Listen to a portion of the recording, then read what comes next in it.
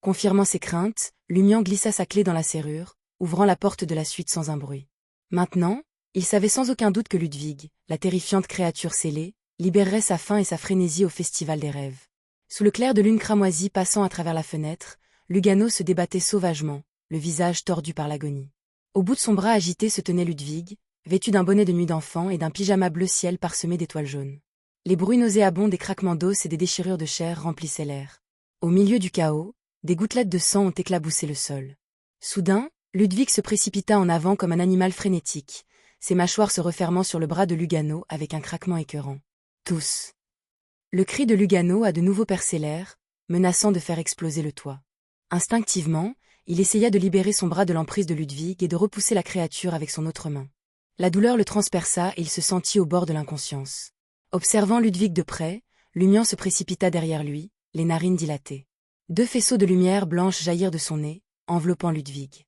Ludwig fit une pause, fermant les yeux. Mais avant que Lumian ne puisse réagir, la bouche du garçon reprit son assaut incessant sur le bras de Lugano, pulvérisant les os et la chair. Ses yeux s'ouvrirent brusquement. Le sort d'Arinf ne peut étourdir Ludwig que pendant un instant, et ce n'est que s'il est scellé, se rappela Lumian, prenant une profonde inspiration pour calmer ses nerfs. Il jeta un coup d'œil à Lugano, qu'il avait remarqué mais était trop rongé par l'agonie pour parler.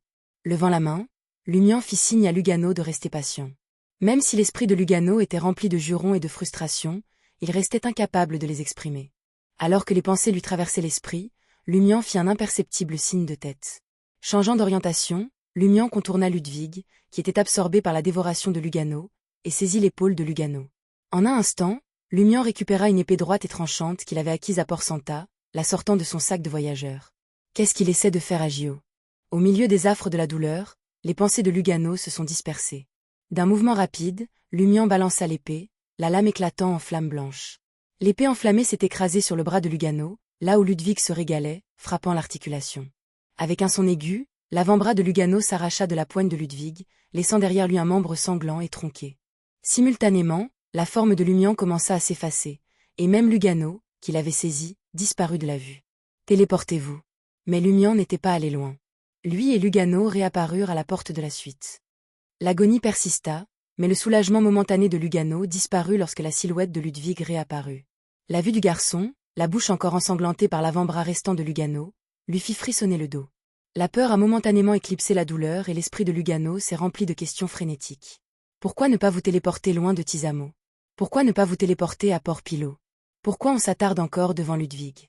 Pendant ce temps, Ludwig avait tourné son attention vers la porte, ses cheveux blonds emmêlés de sang, ses yeux marrons brillant d'une faim vorace. Avec la vitesse d'un enfant de son âge, il s'avança vers Lumian et Lugano, tout en mâchant et en avalant ce qui restait du bras de Lugano. Imperturbable, Lumian remit calmement l'épée droite dans son sac du voyageur.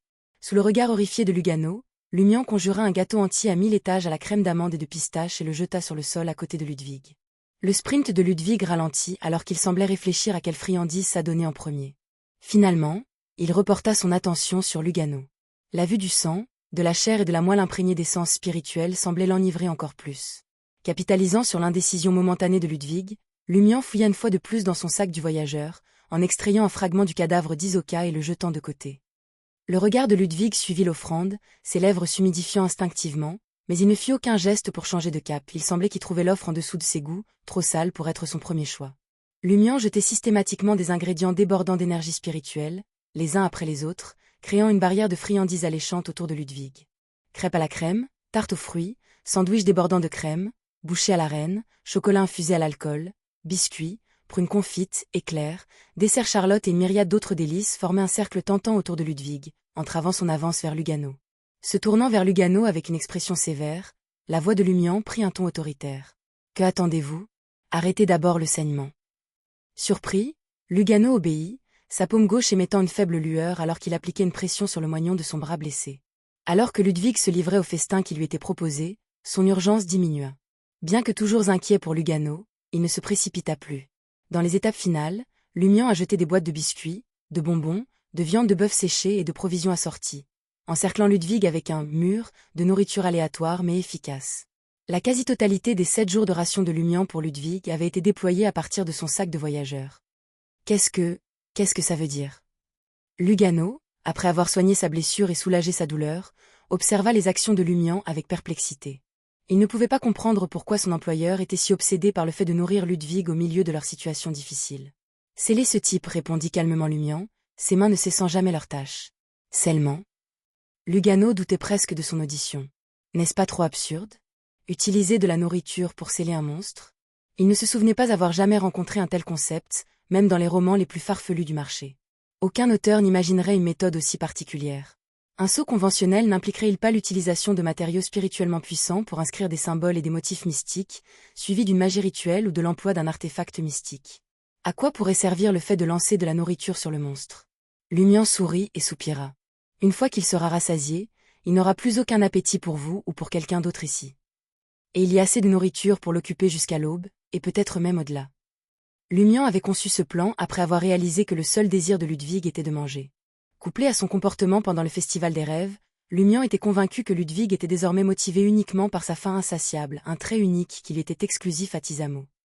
Dans ce scénario, tant que l'appétit de Ludwig était rassasié, il pouvait rester confiné dans la suite, se régalant sans constituer une menace pour les autres. Quelle était la différence entre cette méthode et les méthodes de scellement traditionnelles? Bien sûr, le succès de ce saut de fortune dépendait de la conclusion du Festival des Rêves avant que Ludwig n'épuise les 7 jours de nourriture. Sinon, la capacité de Lumian à chasser dans la forêt pourrait ne pas suivre le rythme de l'appétit vorace de Ludwig. Lugano a compris en entendant l'explication de Lumian. En effet, cette méthode offrait un moyen pratique de retenir temporairement Ludwig. Qui a dit que cela ne pouvait pas être considéré comme un saut? Comprendre les préférences et les faiblesses de sa cible a permis de mettre en place un saut sans recourir au mysticisme. Observant Ludwig essayant toujours de s'approcher de la porte au milieu de son festin, Lumian réalisa la réticence de la créature à se séparer de Lugano.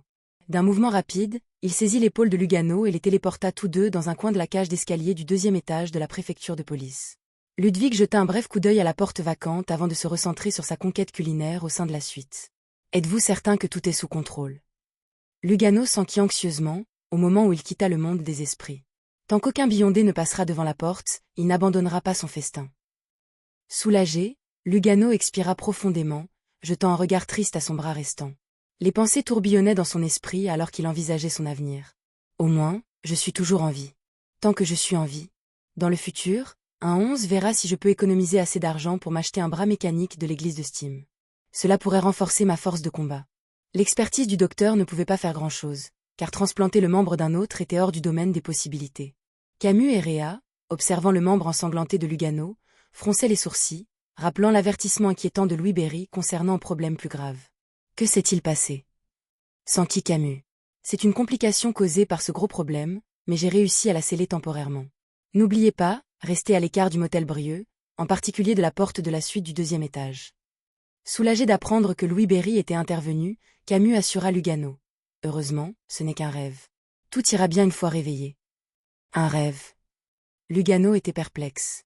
Lumian n'a proposé aucune autre explication, remarquant simplement, en effet, c'est un rêve.